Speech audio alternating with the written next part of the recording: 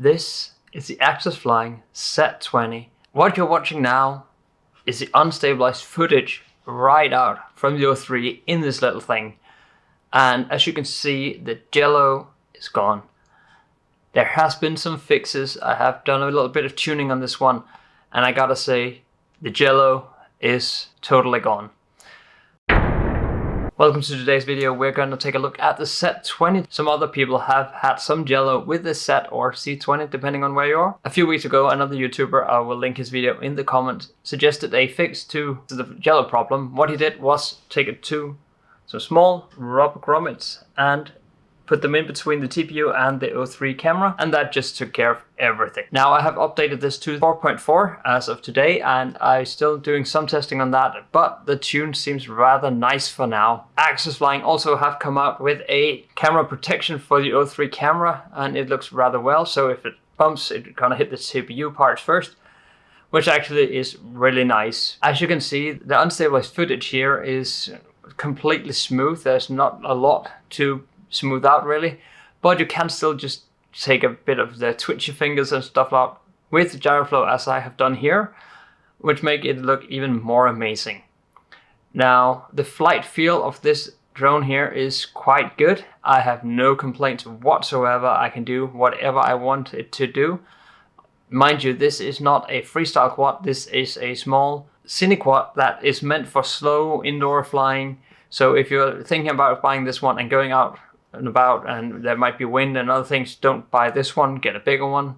I think this is an amazing small drone that can do most of what you throw at it, so it's actually quite well designed. I like the split. I don't know if it helps, but it does seem rather well. Of course you could have this one up here and that would sort of give the same.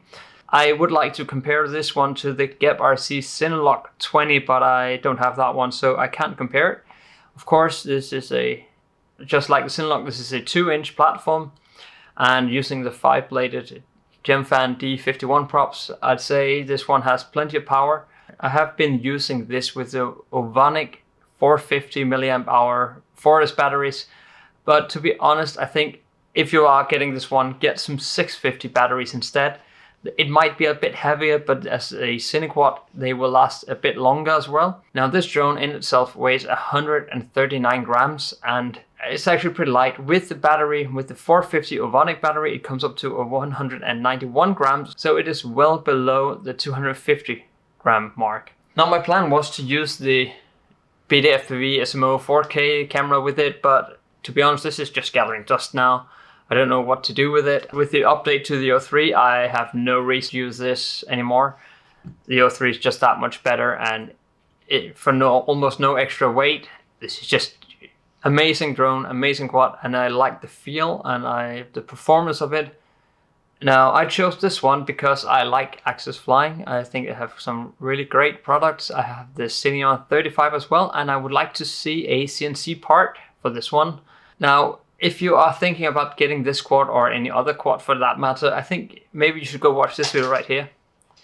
I don't know why, but YouTube selected that one just for you. And I think that might be something you would want to see. Now, if you don't want to watch YouTube anymore, just one more video, I think. After that, I think you should get out and get flying.